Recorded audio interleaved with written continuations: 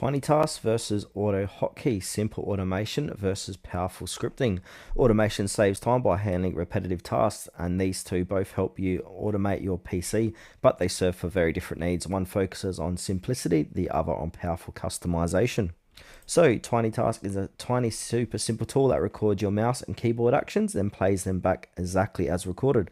No coding needed, just record, save, and replay. It's lightweight and perfect for quick, basic automation tasks, ideal for casual users who want fast results with zero setup.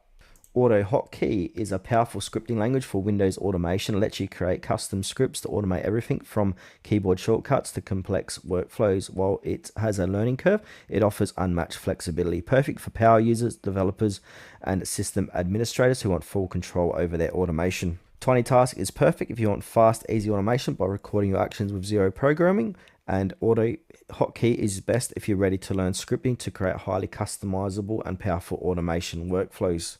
Pick TinyTask for quick, no fuss recording and replay of repetitive actions, or go with AutoHotkey if you want deep customization and powerful scripting capabilities for Windows automation.